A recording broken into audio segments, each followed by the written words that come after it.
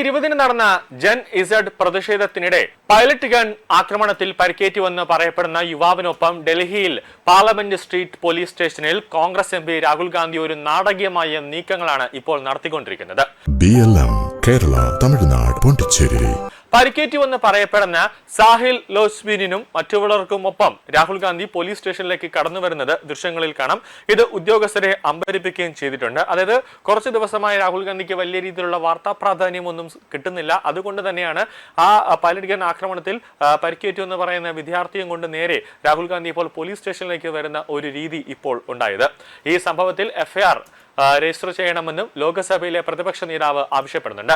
Pilot gun ആക്രമണം ഉണ്ടായെന്ന് ലോക്സഭയിലടക്കം ഒരു വാദം ഉയർന്ന സമയത്ത് അതിനെയൊക്കെ പറ്റി അന്വേഷിക്കാമെന്ന് ഒരു പ്രത്യേക അന്വേഷണ കമ്മീഷനെ തന്നെ ആഭ്യന്തര മന്ത്രാലയമൊക്കെ നിയോഗിച്ചതാണ്. അതിൽ അവർ പറഞ്ഞത് പൈലറ്റ് ഗൺ ആക്രമണം ഒന്നും തന്നെ വലുതായിട്ട് ഉണ്ടായിട്ടില്ല എന്ന് ആ അന്വേഷണ റിപ്പോർട്ട് വന്നതാണ്. പക്ഷേ വീണ്ടും ഒരു എഫ്ഐആർ ഒക്കെ രജിസ്റ്റർ ചെയ്യണം എന്ന് പറഞ്ഞുകൊണ്ട് രാഹുൽ ഗാന്ധി ഒരു നാടകീയമായ ഒരു നീക്കങ്ങൾ ഡൽഹിയിൽ ഇപ്പോൾ നടത്തുകയാണ്.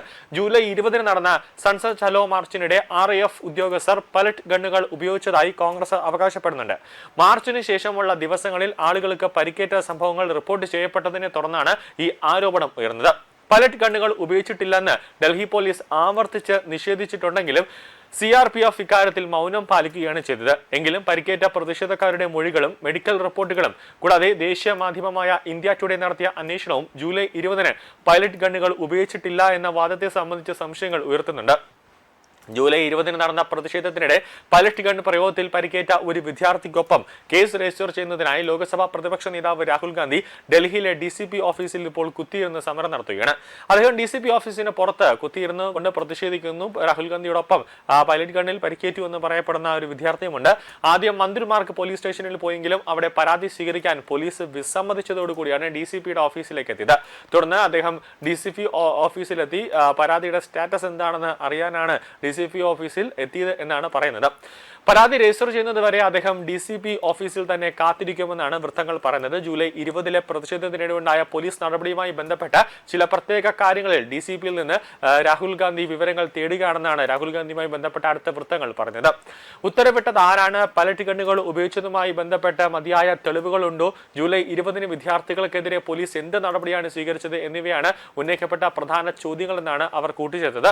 എന്നാലും ജൂലൈ 20 പാർലമെന്റ് ആക്രമിക്കാനായിട്ട് പാർട്ടി പ്രവർത്തകരും കൂടാതെ രാജ്യവിരുദ്ധ സംഘങ്ങൾ രാജ്യവിരുദ്ധർ ഒരു കലാപമൊക്കെ ഡൽഹിയിലേക്ക് നടത്തി. അതിൽ ഒന്ന് പിടിച്ചു നിൽക്കാൻ വേണ്ടിയാണ് പോലീസിനെ അഥവാ RAF പൈലറ്റ് ഗൺ ഉപയോഗിച്ചിട്ടുണ്ടെങ്കിൽ അത് പാർലമെന്റിലേക്ക് അതിന്റെ അകത്തേക്ക് ഒരു ആക്രമണം ഉണ്ടാകാതിരിക്കാൻ വേണ്ടിയാണ് പൈലറ്റ് ഗൺ ഉപയോഗിച്ചത്. കൂടാതെ പോലീസുകാരെ അടക്കം വനിതാ പോലീസിനെയും അതോടൊപ്പം തന്നെ പുരുഷ പോലീസിനെ അടക്കം പാർട്ടി പ്രവർത്തകർ നടുറോഡിലിട്ട് ആക്രമിക്കുകയും കമ്പുകൾ കൊണ്ട് ഇരുമ്പ് ദണ്ടുകൾ കൊണ്ട് അടിക്കുന്ന ദൃശ്യങ്ങളൊക്കെ നമ്മൾ കണ്ടതാണ്. അത് അന്ന് തന്നെ പുറത്തു വന്നതാണ്. അപ്പോൾ ഒരു സ്വയം രക്ഷ എന്ന രീതിയിലേക്കും ഈ പ്രതിഷേധം പാർലമെന്റിന്റെ കവാടത്തിൽ അകത്തേക്ക് കയറാതിരിക്കാൻ വേണ്ടിയുള്ള ഒരു നീക്കം എന്ന നിലയിലാണ് RAF ഉദ്യോഗസ്ഥർ ചിലപ്പോൾ പൈലറ്റ് ഗണ്ണുകൾ പ്രയോഗിച്ചിട്ടുണ്ടാകാം.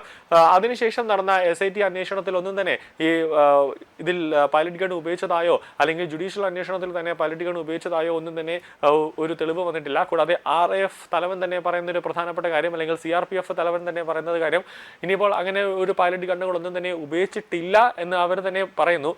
കൂടാതെ അതെന്തെങ്കിലും ഉപയോഗിച്ചിട്ടുണ്ടെങ്കിൽ അത് ആക്രമികളെ പിന്തിരിപ്പിക്കാൻ വേണ്ടി ചെയ്തതാണ്. പാർലമെന്റ് ആക്രമണമായിരുന്നു അവരുടെ പ്രധാനപ്പെട്ട ലക്ഷ്യം.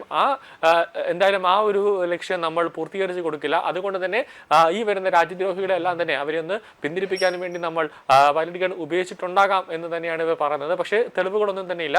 ബാക്കി വരുന്നിടത്ത് വെച്ച് കാണാം എന്ന ഒരു രീതിയിലാണ് RPF ഉദ്യോഗസ്ഥരും അതോടൊപ്പം തന്നെ CRPF ഉദ്യോഗസ്ഥർ നിൽക്കുന്നത്.